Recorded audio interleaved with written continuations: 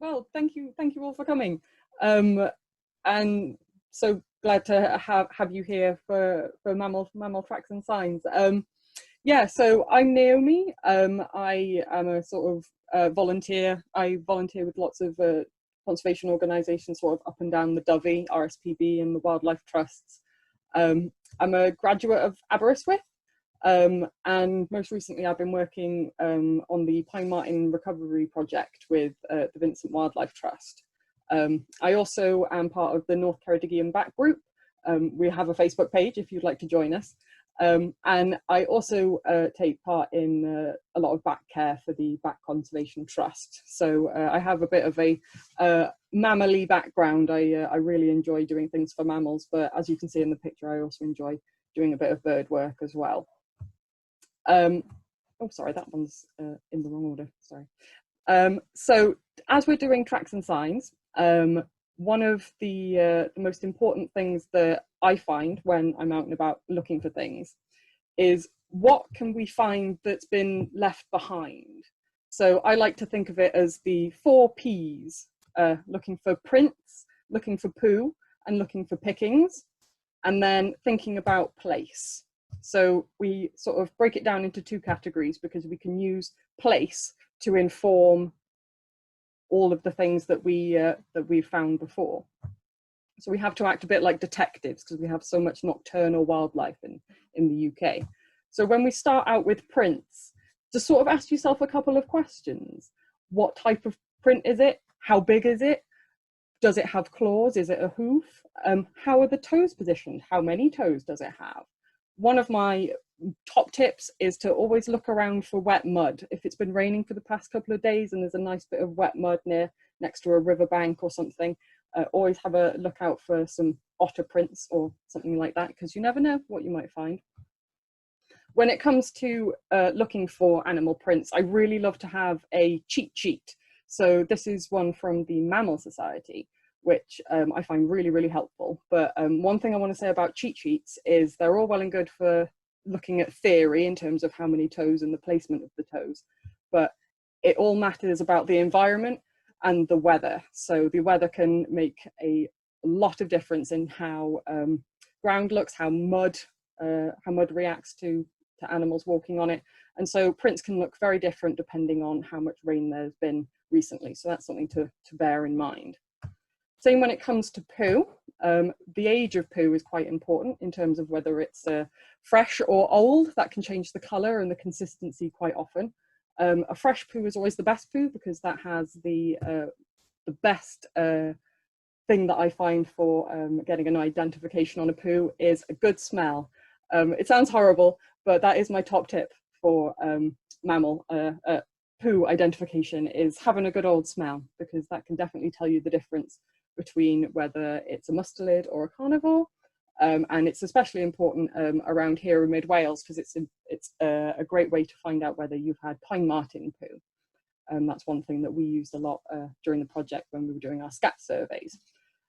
So yeah, it's always worth being brave and braving a smell. So pickings are what I like to refer to as things animals leave behind when they're sort of living their daily lives. So what are they feeding on in terms of prey or nuts and things like that, how they move around in the environment, how they use the environment and the natural tools and things that they have at their disposal to make objects and things like nests, dens, holts. That's all really important in sort of adding information into your identification and building a picture of what animal you have living in this environment. So when it comes to pickings, my top tip is to look around for more, because very rarely will you find one of these signs alone. So things like nuts and seeds, if a small rodent has been feeding, you generally find quite a mound of lots of different nuts that it's been feeding on. Voles are very common for that. Same with prey, remnants. If you found a fresh kill of something that's got a lot of feathers, you can generally follow a trail back to where the bird was killed. So a bit morbid for early in the session, but it's always worth looking around for more things. So that's when it comes down to place, and we're sort of trying to use previous information to inform what we're looking at. So it's important to think, where am I in the country? And what sort of habitat am I in? What time of year is it? And like I said before, what are the weather conditions? Because that can often make a very big difference to how footprints look in mud, definitely. So another top tip, I think, when it comes to doing field work is definitely get yourself a notebook. Or if you want to be a bit more modern, make notes on your smartphone. There are quite a lot of different apps out there, which I'll get to at the end, but I prefer a proper old-fashioned notebook, so you can write things down, draw pictures. But it's also worth having something like a camera. That's where a smartphone is really, really useful. So you can take pictures of things like poos, if you're like me, or footprints or things like that, just to take home and maybe have a look and compare to other things. One thing that I would say is almost essential when it comes to taking pictures is adding a scale. So something like a pencil, a coffee stirrer or something like that. Or if you want to go hardcore and get a stainless steel ruler to take around with you, sort of anything works as a scale. Sometimes I just use my hand. So in quite a few of the pictures, you'll see a hand, and that's mine. I'm not scared to get close to the poo, but when you're using a scale, it's really, really handy to sort of figure out. It gives us more clues in to figure out which animal did the poo. Obviously, because it was going to be too big for some species and not small enough for others. So when it comes to our British mammals, in this presentation, I've sort of divided them down into their rough taxonomic groups. So that's sort of how they're classified according to their genetics, because they generally leave similar or very alike clues, so we can sort of group them together. So if you can't get down to species, then at least you can get to a group and work from there. So we're working with the ungulates, which are the deer and the sheep, the goats, the leporids, which are rabbits and hares, rodents, so all those tiny little squeaky things, squirrels, not to forget beavers either, insectivores, which is the old name for the moles, shrews and hedgehogs group, carnivores, mustelids, and then of course the non-terrestrial species of our bats, because we can't forget those either, because they leave quite a lot of field signs around and about that we can spot as well. So starting with the ungulates, I'm sure we all are familiar with deer.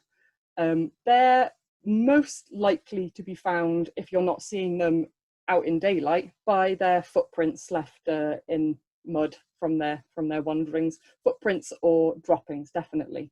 A great way to distinguish between domestic stock and deer is the shape of the hooves. So deer hooves tend to have a pointed diamond shape, sort of at the top, a bit like a teardrop, whereas sheep look a bit like jelly beans.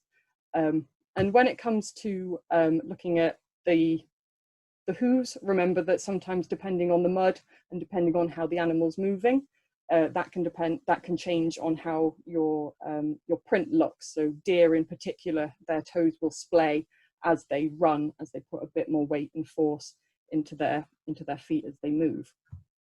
And so place is a really interesting and important one with the ungulates, especially around Wales when we've got quite a lot of sheep. Even though the deer are coming in up from South Wales and across from England, we still have way more sheep than we have deer. So it's very important to always have it in mind about place when you're looking at ungulate prints. Think about whether it's possible for sheep to be in the area, and then also look about how the prints are fashioned. Sheep tend to follow each other in a line, a long line, and that line gets used over and over again, so it gets quite trodden. Deer, however, sort of move individually through the habitat, so there's not very much disturbance. So try and think about those clues and piece them together. So species focus on the roe deer. Hooves, of course, 4 to 5 centimeters long. So try and remember to take your scale measuring bar to see how big they are. They're pellets for droppings. I'm sure we all know they look a bit like sheep, but far more pellet-like, almost a bit like a rabbit. They are varied with season, of course, depending on what the animal's been eating. So it's always worth to bear in mind again what season you're in. Their pickings often include sort of antler marks on trees, with the bucks making, as they sort of get their horns ready for rut and just getting comfortable. Just sorry for doing that on camera. Amazing. Their bedding sites as well and foraging activity can leave quite a bit of disorganized remains sort of in the undergrowth. So especially in areas with bracken, it's always worth looking for a browse line of about 1.2 meters. So that's what roe deer sort of like to prefer to graze to. And place, of course, think about where you are. Are you away from sheep? Are you somewhere a little bit more wild? Upland areas, areas where there's likely not many people around. And as I said, deer populations are increasing in Wales. So it's always worth having a look out for a deer, because you never know, especially in the forestry. Moving on to the leporids, so that's hares. We're almost all familiar with rabbit poo. I'm sure all of us have seen rabbit poo at some point in our lives. The question is, how does that differ from hare? So I love this picture side by side. It's always great to have nice comparison images when it comes to looking at these sorts of things. So as we see, the rabbit is a lot smaller, a lot darker, hare a lot bigger and lighter. It's quite simple. Again, think about place, think about where you are. Rabbit are a far more common species than hare, although around here you do get them in sort of upland areas and where things are a bit more quiet. I again find a lot more up in the forestry areas, but also on us here I find quite a lot of hares as well. So their footprints you can find on well-worn tracks, but their feet are so fluffy and so furry, they tend not to leave any tracks at all. The rabbit or hare's foot clover is named after the softness of rabbit's foot, and I don't know if anyone's ever stroked a rabbit's foot, but it is incredibly, incredibly soft. So if you are lucky enough to find footprints of a hare or a rabbit, hare has a very unique and distinctive slipper shape foot. So with an obvious bulging end at one end that can be up to 15 centimeters long. So that's quite a considerable length. Poo, like I said, pellets of the hare, very light brown. Rabbits are very dark brown. Their pickings, so I'm sure we're all very aware of what rabbit looks like, rabbit burrows and rabbit leavings. Hares don't actually burrow, but they do leave forms. So these are sort of areas of crushed vegetation and sort of lower areas in the ground where they sort of hunker down away from safety and rely on their camouflage to save them from predators. Again, like I said, think about your place when you're looking for poo. Rabbits are obviously a bit more common than hares, but it's always worth bearing in mind if you're out walking somewhere a bit more wild. Yeah. So moving on to the rodents. I'm sure we're all familiar with rodents and have encountered them a lot throughout. This is probably the group that we have the most contact with in our day-to-day life. So we're probably a lot very more familiar with them and how they look and how they behave during the day.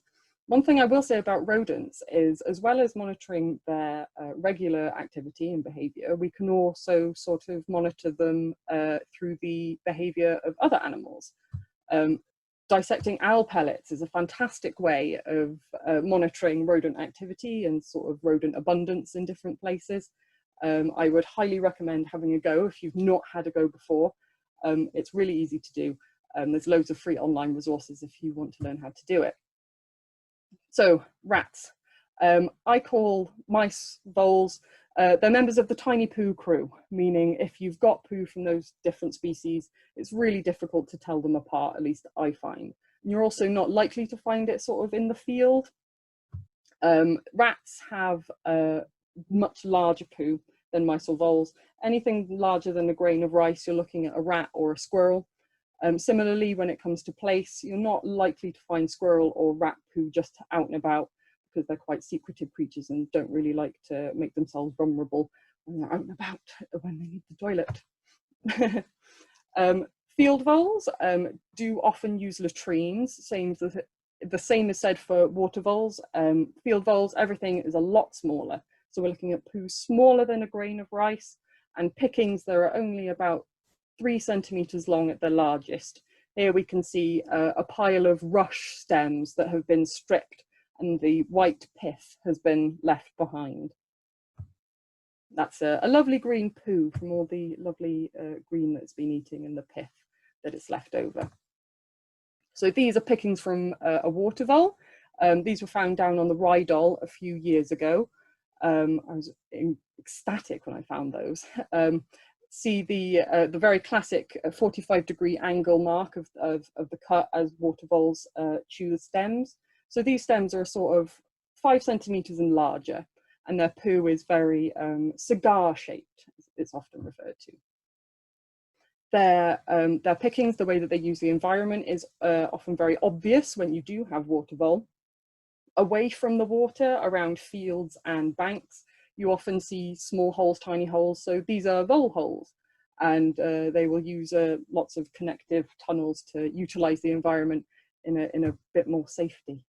Of course, if you're lucky enough to find mobile houses, not mobile houses, but little houses by harvest mice, they are a bit more temporary than the vole holes, but still a fantastic thing to have a look out for when you're out and about. Quite rare, but you never know what you might find. Similarly, when you're out and about, I had to include this because this happened to me a couple of weeks ago when I was out and about just in the woods. I found a dead wood mouse in the middle of the path. And I wanted to include a few dead things in this presentation. I'm sorry if you're a bit squeamish, but a dead animal is as good as a live animal when it comes to adding your records in and collecting distribution data for local record centres. So I found this mouse and I was very interested in it, and I thought it was very strange that it was just lying in the middle of the path, and I wondered why it was there. So I got down onto the mouse's level, and just in front of me I saw one of my nest boxes that I monitor in the wood, and I thought, oh, I wonder if little Mousie has been living in that nest box. And sure enough, when I looked in it, there was a huge load of poo right at the back of the box, and some of it was incredibly fresh. So I imagine that Mousie had been off on a nighttime forage and been snapped up by something, possibly a cat, which is why it's been left. I don't know. It is by a couple of houses where they do have cats. You never know these days. I would expect a wilder animal to have eaten it and taken it away. But an interesting thing to sort of add to the record in terms of how the animal's been using the environment. Has been using my bird boxes. Another thing with rodents is, of course, their pickings. Looking at nuts is a great way to look at for dormice, because you don't need a license to do that. You can just pick up any discarded nuts on a survey on a woodland walk, and it's just a lovely thing to do to look through to see if you have dormouse in your wood. So I would highly recommend resources from the People's Trust for Endangered Species. They have quite a few different documents, different leaflets and guides about how to distinguish dormouse nuts. Mostly it's just the nice smooth center around the middle and the round tooth marks around the edge. That's a quintessential classic dormouse. I've not found one yet, but I would love to at some point. I have been lucky enough to see a dormouse though. Up at Cwm Cletter is a great place for them at that Wildlife Trust Reserve. Yeah, oh, it's fantastic. Dormouse on your doorstep at Cletter. Of course, squirrels leave a lot of nuts too, so they also eat a few pine cones. And so I'm sure you've seen a bit of devastation out in the woodlands. So squirrels are notorious pine cone eaters, and they will strip a pine cone bare of all its little seeds. So footprints are quite difficult to spot for this species, and I've only ever seen them doing footprint trapping for hedgehogs. Grey squirrels have quite a large footprint, because if you think about a squirrel, it actually does have quite a long foot. But the tiny poo crew of mice and voles, including shrews, I find their footprints quite difficult to distinguish. Dormice, however, have a much different footprint. I haven't got a picture, but they look very splayed, almost like a rainbow. It's really interesting. So species summary quickly on small rodents. Of course, very small, poo and footprints very hard to find unless you're lucky like me and find them in a nest box. Look for pickings when it comes to rodents. So nuts, shells, look for burrows, look for holes, and you can look for them pretty much everywhere. So they're ubiquitous. Apart from specialized species like water voles, you will find them everywhere. And let's not forget that beavers are rodents as well, because I forget sometimes. And there may soon be a wild population in Wales, who knows, fingers crossed. And so beavers are unlike any rodent that we have in the UK. They have webbed feet, their footprints are often obscured by their really big tail dragging at the back. And they don't often poo on land because it's not very safe for them, so they poo in the water. The classic sign of beaver are these pencil-shaped stumps and lots of gnawn bark. So they tend to sort of affect the habitat more than leave any direct signs of habitation. They sort of just, well, I suppose all of their eating is direct sign of their habitation, but in terms of their sort of physical leavings from poo, I suppose they don't really drop so much. But there's only 3 places that you can see beavers in Wales at the moment. Soon to be 4 up at the W Wildlife Centre, again, fingers crossed.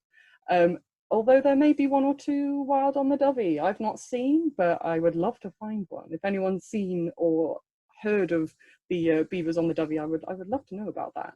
Put your comments in the chat. If you have any questions or anything like that, pop them in the chat and I will get back to them at the end. So everyone can get their questions in. So if we move on to the insectivores group. So these are technically not insectivores anymore.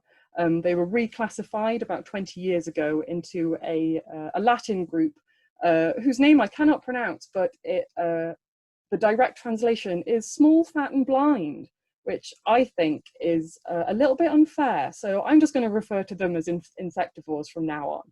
So these are moles, shrews and hedgehogs. And when it comes to moles, again, I didn't really want to be morbid, but I'm afraid I have to be when it comes to moles, because I've never seen a mole lying around that's been alive. I chatted to a friend of mine earlier today that had never seen a mole live that wasn't in need of help. So dead moles is something that happened quite a lot, and this is one of my favorite squish moles.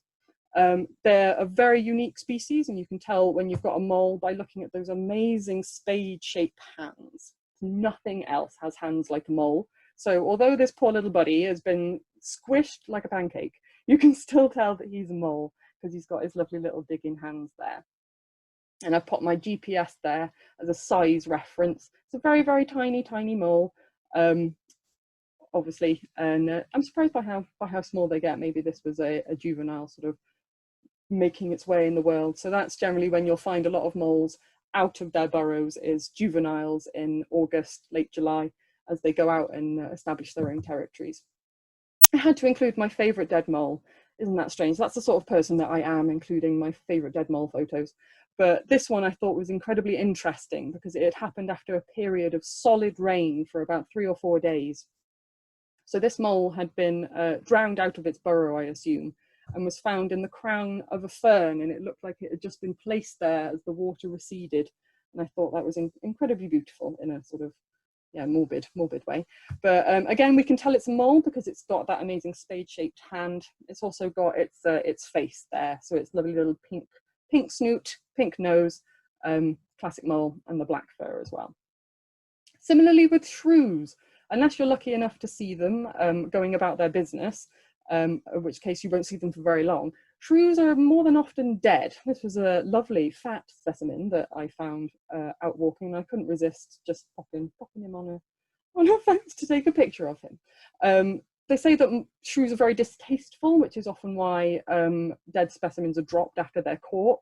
They're very frequently found in the middle of paths and things like that. I'm not quite sure why that happens. I'd love to find out.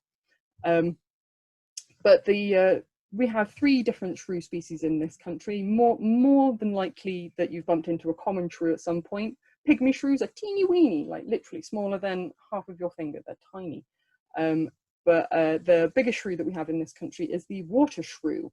Again, think about your place. So this will only be found places where there are water, although I have literally found them in my garden, and I live next to a culvert that comes from a stream about half a kilometre away. So this has clearly been using the small water course underneath the road. Yeah, and classic white belly from the water shrew, if you ever do come across one. But I will warn you, if you ever do find one, it will most certainly be dead. So unlike their cousins, the shrews, hedgehogs are, well, I suppose you do see them quite often dead, but more often alive. So we'll talk about live. Yes, hedgehogs, they're lovely. But yeah, cousins to the shrews. And I'm sure we're all familiar with hedgehogs and their leavings. Hedgehog poo is brilliant and one of my favorite poos because it doesn't smell very much. Sometimes it's quite shiny if the hedgehog has been eating quite a lot of beetles.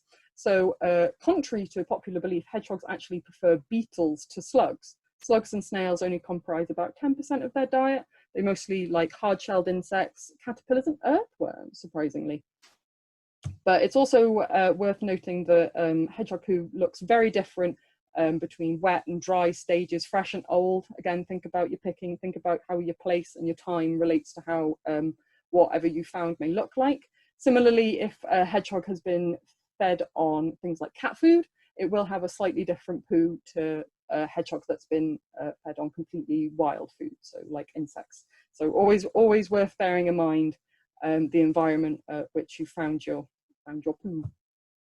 Hedgehog prints are one of my favorite prints because they look like a little hand that someone's done a little hand print. Hedgehog tunnels are a fantastic way to survey for hedgehogs. You can buy them online and they're so easy to use, although it does depend on hedgehogs being cooperative. And sometimes they just don't want to use the tunnels and would just prefer to walk around them. This is one of my favorite clips. One of my lovely little fat hedgehogs just doesn't want to use the tunnel and he won't. So yeah, hedgehog prints are incredibly unique in the fact that they look like human hands. They have 5 toes and they're sort of splayed in a hand shape. Nothing really quite looks like this. Again, with the lack of claws, looks just like a little baby hand. So species focus on the hedgehog, tiny hand prints.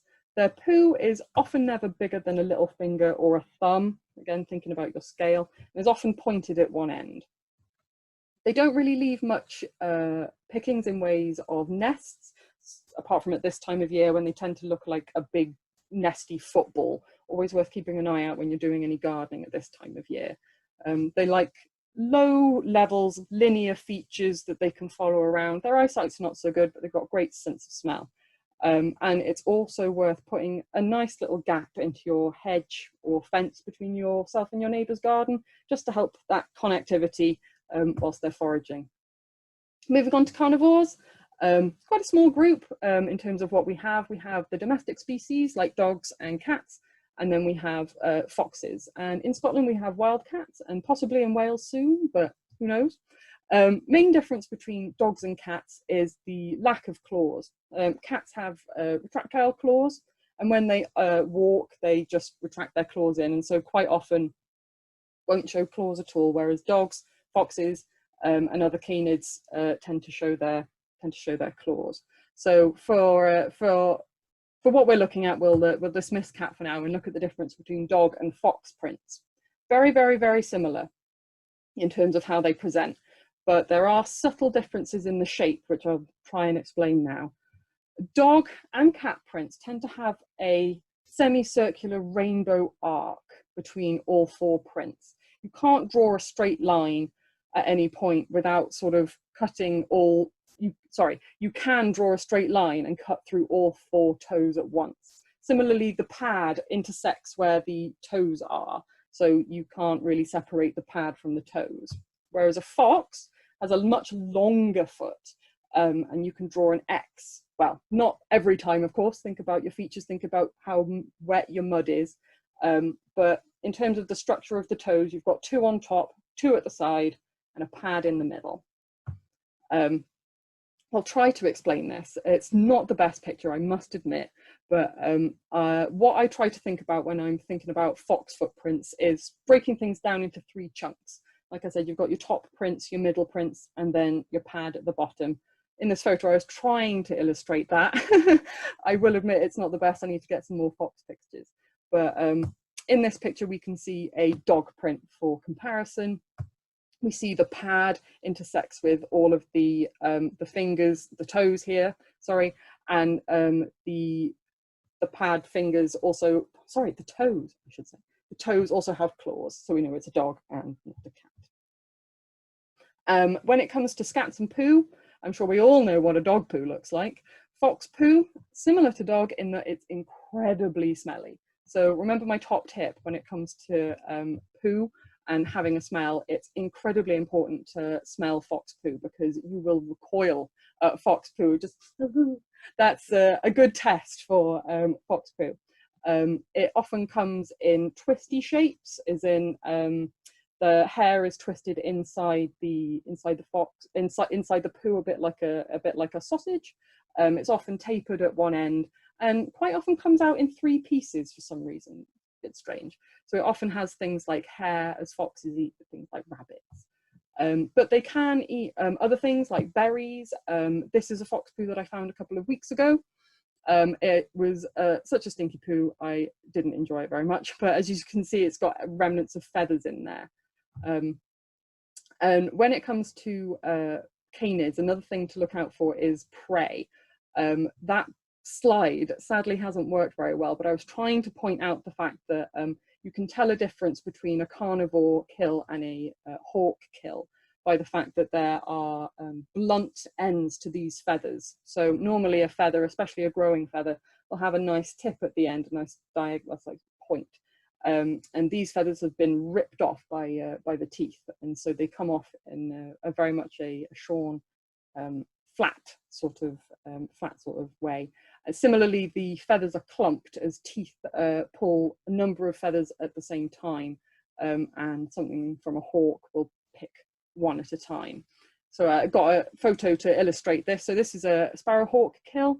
The feathers have been plucked very deliberately, one at a time, especially the flight feathers. So those are the big feathers. Body feathers tend to get pulled off in small clumps. That's classic sparrowhawk. And when you compare it to the carnivore kill, you can see you've got one big clump of feathers that have just been ripped out there, and up in the top left corner as well, there's another clump that have just been ripped out.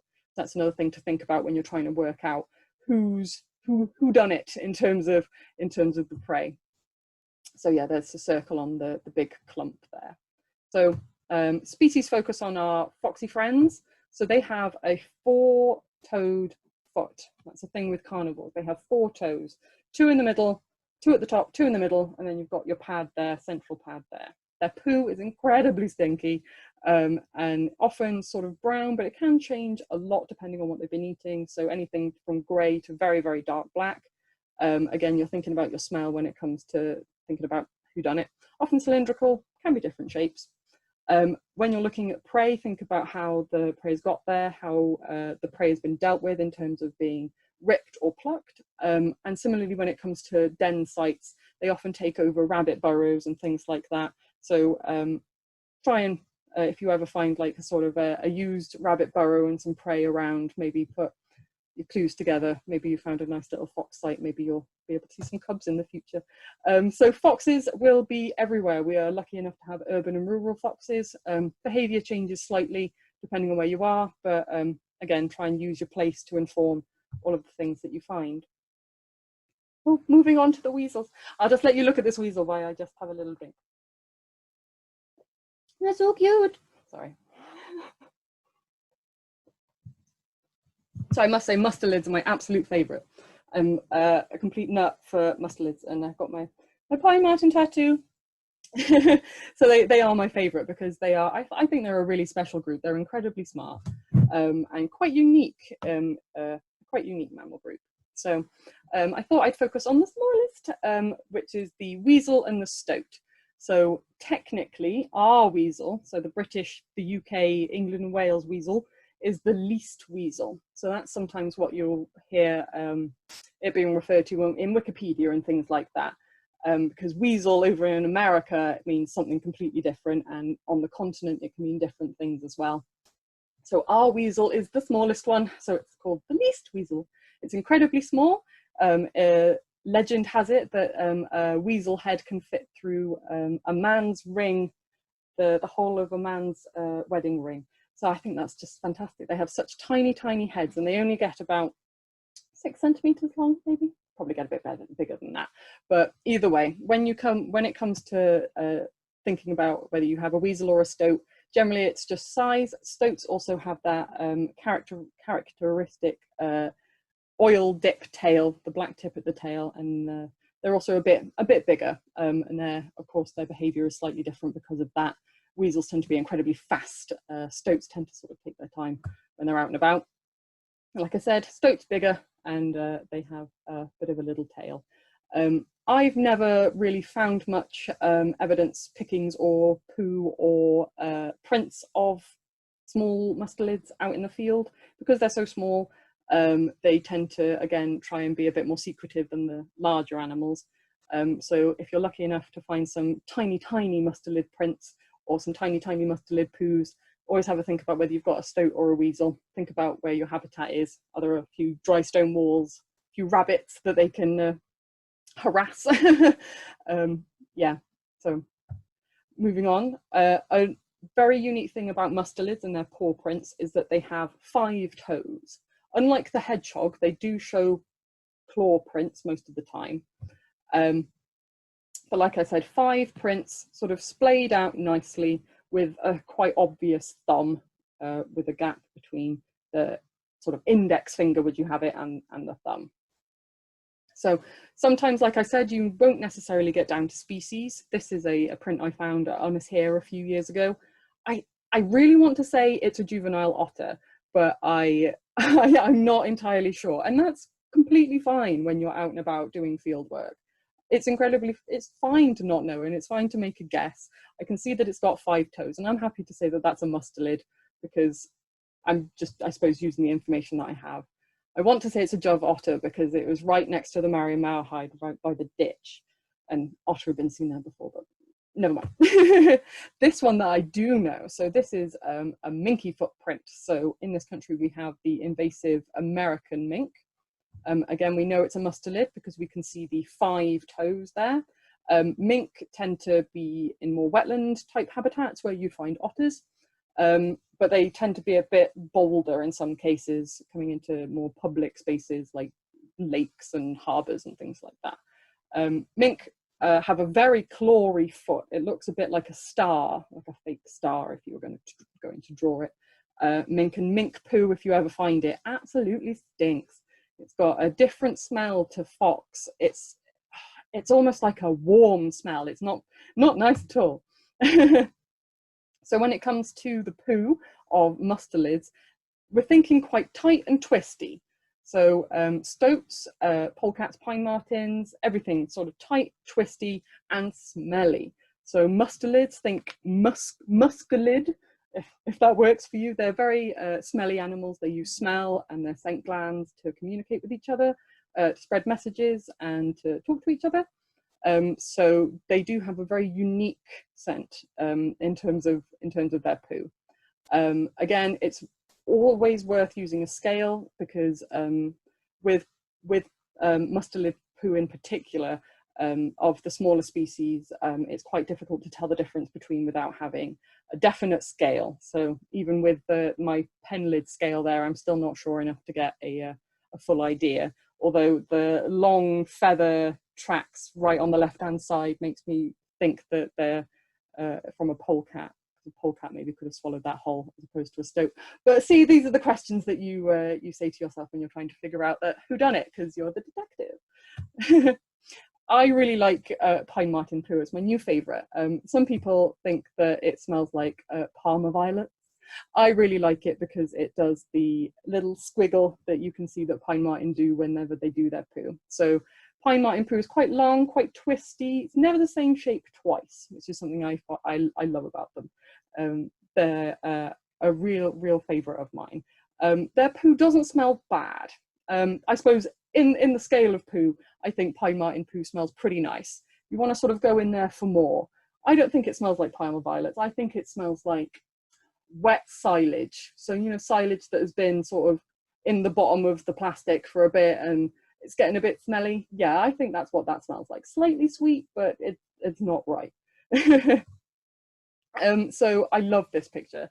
This was taken doing den box monitoring with the Vincent Wildlife Trust, monitoring the reintroduced population. And this is all pine marten poo. So you can see it's quite long, quite squishy. These are really big poos. So I would imagine that this was probably the box of an adult male feeling incredibly territorial and thinking, I'm going to poo all over this box.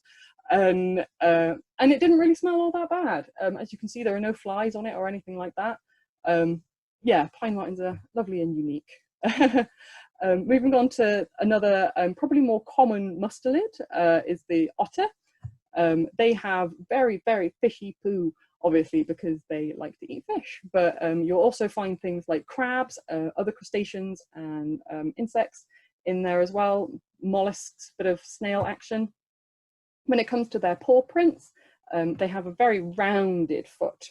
Sometimes you can see webbing if you're lucky enough to have very, very wet mud when you see otter prints. So they tend to like to poo out in the open. And so if you're lucky enough to find signs of otter, chances are it'll be an otter spraint rather than footprints, but you never know. So I thought species focus on the otter. They're lovely little round footprints, are nice shape, about 6 to 8 centimeters long. Fishy poo, it definitely smells nicer than mink poo. So not necessarily unpleasant, but definitely with a fishy aroma, quite often in a very prominent place. So maybe on a rock or in the middle of a path. They often leave their food lying around. They're quite messy eaters. A lot of crab shells, that's what we see a lot on the Dovey estuary. And also you see evidence of them moving around their environment. So slipways into rivers or alleyways through reed beds, I'm sure some of us have seen at all the nature reserves up and down the Dovey. And so where are you going to find otters? Places with water, really. So always think about your place when you're trying to inform anything else that you found. Chances are you probably won't find an otter print in the middle of a farmyard, but you never know. Another mustelid, I sometimes forget that these are part of the mustelid gang. Badgers a lot bigger, a lot beefier. Their footprints a lot bigger, a lot beefier, and you can see that they have giant claws which help them dig their sets. So really, really big bear claws almost. They have a row of 4 toes and a thumb down at the bottom. So whenever you see a nice badger print, it's got a lovely big palm print. You can't really see any division between, any space between the toes and the print. And it's got lovely long claws as well. So we can draw, that line doesn't go through any of the toes. The line should go through the toes. So you can draw a nice line through 4 of the toes. And so you put all of those together and you've got yourself a badger print. Long paws, big palm, draw a line through the toes, badger. Another sign of badgers is their poo. And unlike any other animal that we have in the UK, they use latrines, sort of a bit like a wild toilet, if you will. This is at the Wildlife Trust Reserve Pant Dar. There's quite a lovely active badger set up there. And there is a latrine down there, right next to the path. And so badgers are not necessarily lazy, just use I can't think of the word, but they like to use our paths if they can. So they've thought, oh, this footpath is nice and easy to get to. I will dig my toilet right here. Badger latrines are quite easy to spot, so very hastily dug hole, often with fresh earth at the side. Quite a few members of the set will often poo in the same latrine, so there will be often quite a large mound of poo. Depending on what the badger's eating, sometimes it looks a little bit suspicious, a little bit like human poo, but obviously it doesn't smell quite as bad. Again, I wouldn't say it necessarily smells awful, especially if badgers have been eating something like berries. It can smell quite sweet. So it's always worth having a look, having a smell, try and figure out, use what time of year it is to try and figure out maybe what they've been eating. Yeah, so again, badgers, they have nice, long, fat, sausagey poos. Again, a bit like human, a bit like dog, depending on what your poo looks like. And when they're latrining, it's often in a ditch. They use their lovely big claws to scrape a nice little toilet ditch to poo in. Badgers are also nice habitat modifiers, so they use paths to get around the environment, and then other animals will use their paths. So badgers are nice, big, and brash, and they don't really care about anything, so they'll make lovely little paths through the woodland, and they will often dig under fences to do their moving about. So like in this picture, under this fence I went along and I found some barbed wire hair that had been caught on the barbed wire. So badger hair is sort of unique in that it's got a triangular structure. And although you can't see it, you can feel it if you rub it very, very slowly between your fingers. You can feel the ridges of badger hair. And of course, if you get a lovely big clump like this, you can see the black and white colours. But it's always worth doing the twirl test, because sometimes it could obviously be a dog hair, depending on where you are. And so, like I said about following trails, it's always worth trying to keep your eye out if you can see the trail. I don't know if anyone can see the trail in this picture, but this is a badger trail that I follow down one of my nest box routes. I didn't make this trail. This is a badger trail, and I just follow it. Similarly, they like linear features, whether this is a badger or another animal, I'm not sure, but it was interesting to follow, because you never know what you might find at the end of it. This isn't my picture, but I thought it was a lovely example of what a fresh badger set looks like. So this is a set that is seeing a lot of regular activity, got lots of fresh soil. It'll be a lot darker than the soil around it. And you often won't see debris around the entrance. So there won't be any leaves, there won't be any fresh growth of vegetation or anything like that. The brambles will quite often be stripped back, because badgers are rolling around it in the middle of the night, getting up to their rambunctiousness, as I'm pretty sure we all saw on Autumn Watch. I really enjoyed that. So yeah, fresh diggings, classic badger. I love this picture of a badger properly getting to it. So they use their claws to sort of dig all the soil out. So as you can see, it's darker and a lot looser than the surrounding soil. So that's a fresh badger set versus an old one. So focus on the badger, nice big prints, big sausagey poos. It's always worth looking out for their diggings and sets, because they modify the habitat quite a bit as they forage around for their food. They like a bit of worms, a bit of insects. And they're sort of, I suppose, for West Wales, they are everywhere, confined to more rural areas. But if you are on the edge of fields or something like that, you'll probably get them in your garden if you're lucky enough. Okay, moving on to non-terrestrial species, battykins, another one of my favourites. I really love bats. So this is common pip, one of our more common species, of course. Bats are quite unique in that they are the only flying mammal, true flying mammal. So your gliders, things like that, no, they don't count. Bats are able to generate and sustain flight, and I think that's fantastic.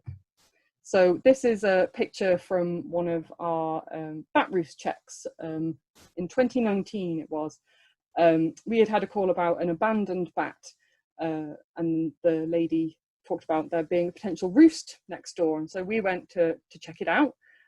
Used some field clues. We looked around the building, and sure enough, we found oodles and boodles of bat poo under one specific corner. So bat poo looks very, very similar to the poos of Tiny Poo Crew, but when you think about it, would a mouse make a poo like this? I don't think so.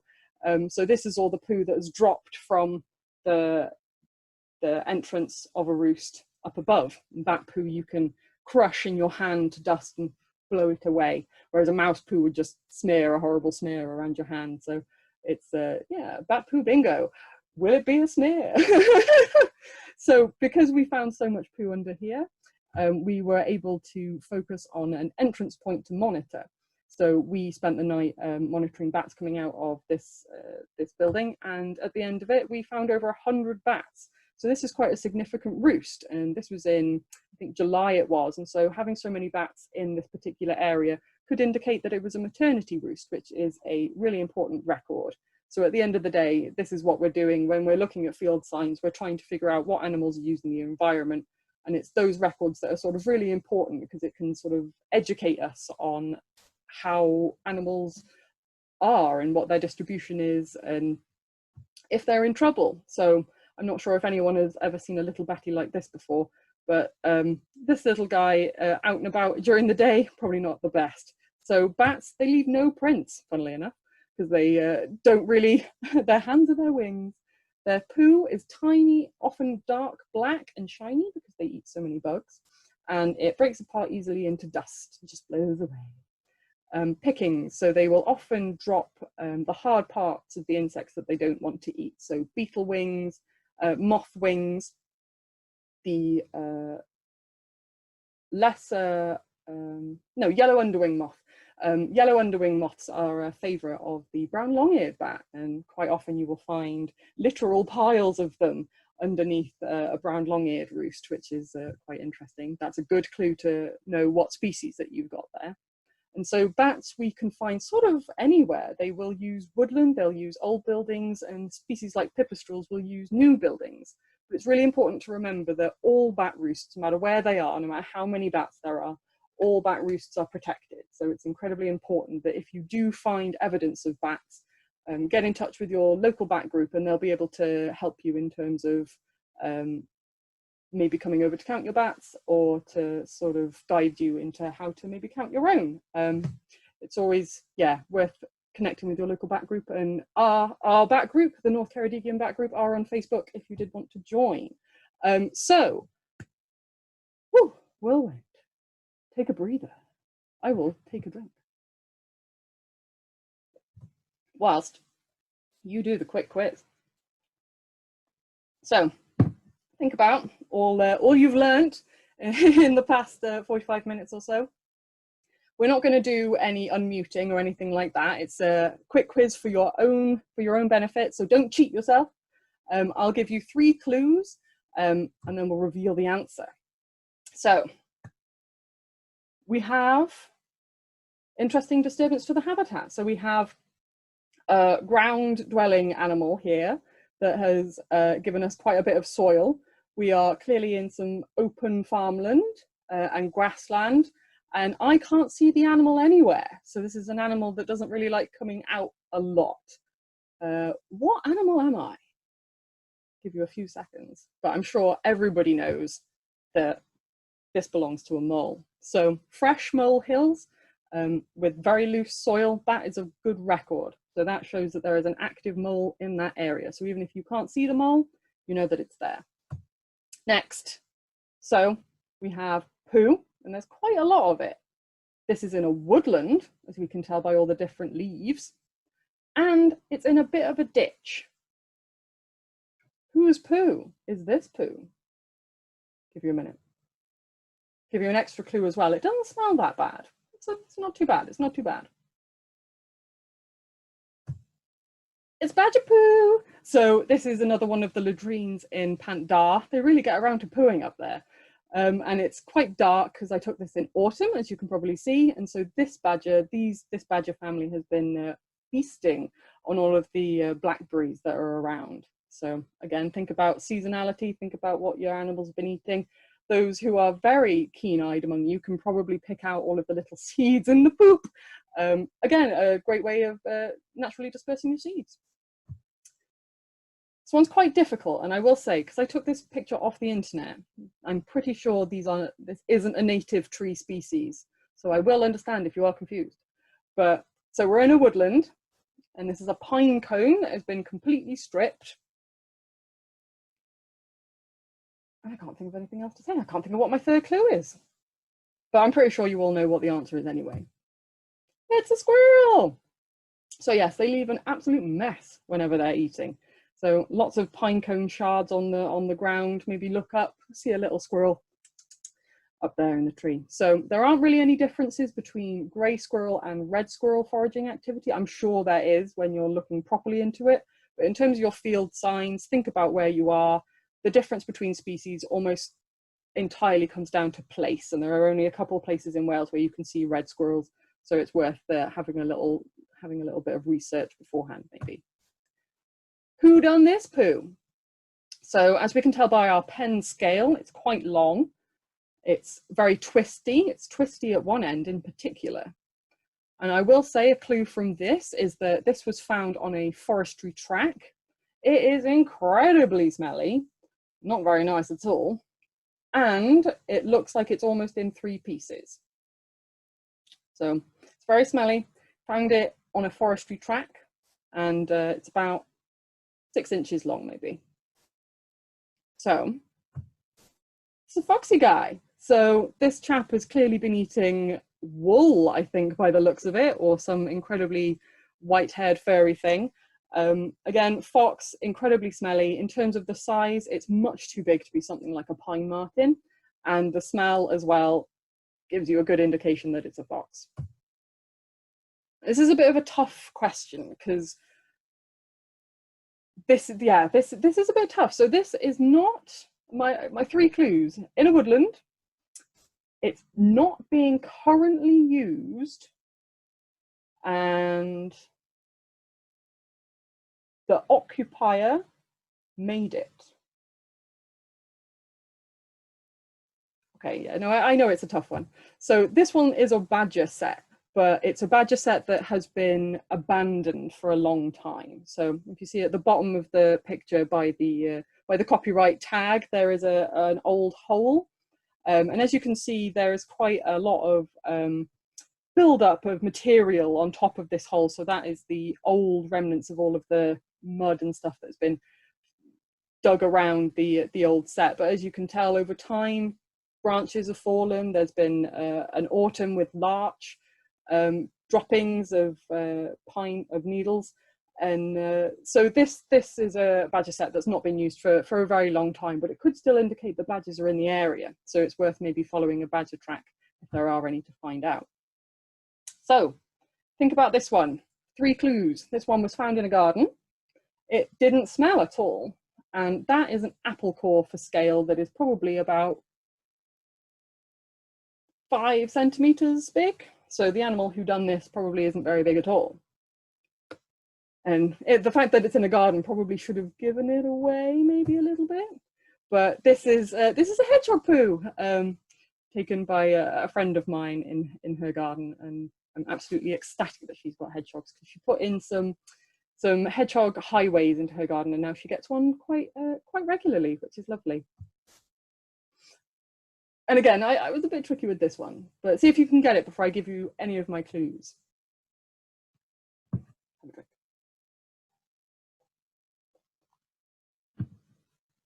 So I suppose my main clue and the giveaway clue is that you probably won't see this wild anywhere in Wales, and if you do, it would be incredibly exciting because this is beaver. So I took this picture in one of the enclosures of beavers down in South Wales. So you can see the classic pencil-shaped marks here of the trees that have been gnawn for food. But you can also see the fact that it's regenerating a little bit. That was a fantastic trip to go see the beavers down at Llangorse Lake, see what they're doing to the habitat down there. It's brilliant. And speaking of interesting animals, so my clues for this one is that it's slimy and twisty, it doesn't smell too bad, and I found it in a woodland. I say it smelled too bad, it smelled quite nice. I found it in a woodland. And those that are very eagle-eyed among you can possibly even see the second poo that's in this picture, which is right at the top in the middle. So could it be that more than one animal has been pooing here? Well, I know that they have because I caught them on camera. So these are the poos of at least 2 martins that were in the area. I think a mum and a baby, and then possibly a male that was talking to them. But if you got that one right, that was quite a tough one because pine martins are quite a new animal to this area in terms of recent history. But I'm definitely glad to have them around. So if you're walking anywhere around the Dovey area, around Ceredigion, it's always worth thinking about whether or not you could see a pine martin poo, because they do like to poo right in the open. So congratulations everybody on your quiz. If you did want to sort of brush up on your mammal skills, your mammal detecting skills, I would really recommend this book by Rob Strachan, especially the hardback, I think it's 2010 copy. Just because it's got a bit more updates in it. Yeah, 2010 copy. But I think it's fantastic. It's got pictures of poo, it's got pictures of tracks, and it tells you how to do little mammal tracking things. And it also covers marine animals, which I have not covered in my presentation, because generally they're out at sea. If you wanted to go a bit more hardcore and a bit more expensive, so Mammal Detective is about £10. This book ranges between 15 to 25, depending on where you get it and depending on if you get it on sale. Maybe ask Santa for it for Christmas, but it's got lovely colour plates in it, and it focuses on all of our animals, including the bats. including marine animals as well. So that's a fantastic book. I really like that one. But if you're not up to spending too much cash, then the FSC Tracks and Signs Pull-Out Guide is really good. It gives you sort of an overview to pretty much all the species that you're going to find out and about, and it retails for about £2.50 to £3.50 depending on where you buy it. It would be great if you were going to buy a book, if you could support local this year, of course. Try to avoid the internet if you can, but yeah, there are quite a few different places where you can buy things from, including some of the shops. And sorry, excuse me. I must say that quite a few of them also have free online resources, especially the Barn Owl Trust. If you were going to get into doing owl pellet dissection, you don't need to buy a book. All the resources are there. Yeah, and when I kept on banging on about records, I keep on meaning records that you can send off that add to a scientific data set that can inform us about how our wildlife is doing. And you can do it by website, or you can do it on your funky phone on an app. So all of our local environmental record centres, or LERCs as I like to say, and they all each have an app for each of the regions. Our region is WWBIC, so that's the second logo, the scrolly one. And that is a fantastic way to input your records. If you go online and input your records, there's a leaderboard. So if you're really competitive like me, you can chart all the species that you've logged over time, and it's really, really fun. If you're into roadkill, there is also a specific app for that. So any hedgehogs that you see around, any sort of squirrels, anywhere you are in the country. So this isn't specific to area. This is anywhere you are in the country, you can update Project Splatter. Similarly, the Mammal Society Mammal Mapper works throughout the UK, and you can add but it's mammal specific, but they do take all sorts of records. So that includes field records, like molehills and things like that. So yeah, no matter what you see and no matter how you find it, it's really important just to record it and make your sightings count. If you could take anything away from this presentation, I would be to record things. So yeah, thank you for listening, and I really hope you enjoyed it, because I enjoyed it. I always enjoy it. Thank you.